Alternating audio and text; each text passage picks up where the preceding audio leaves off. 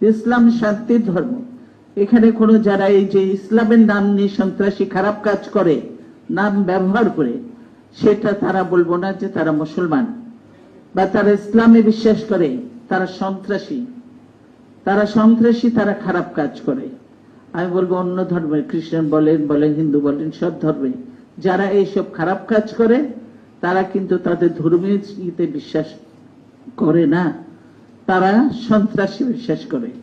এবং আমরা আজকে শুধু বলবো বাংলাদেশে যে একটা অশান্ত পরিবেশ হয়েছে, পৃথিবীর বিভিন্ন জায়গায় নানা রকম ঘটনা ঘটছে। কাজে সেজন্য আমরা চাই সারা পৃথিবীতে শান্তি। আজকে বুদ্ধের এই বাণীটাই আপনারা প্রচার করেন। আমরা সারা পৃথিবীতে শান্তি চাই, মৈত্রী চাই, ঐক্য চাই, সকলের সঙ্গে সকলের সম্পর্ক সুন্দর করতে চাই, প্রতিবেশীদের সঙ্গে আমরা সম্পর্ক সুন্দর করতে চাই। কিন্তু সম্পর্ক সুন্দর করার বিনিময়ে তো আমরা একই সঙ্গে মিলতে হবে, ঐক্য থাকবে। সমস্যা থাকতে পারে, সমস্যা কোথায় নেই, সব জায়গায় আছে, সব দেশেই আছে। সমস্যা থাকলে তার নিরসন মারামারি দিয়ে হয় না, সমস্যার সমাধান আলাপ আলোচনার মধ্যে দিয়ে এটা সমস্যার সমাধান করতে হয়।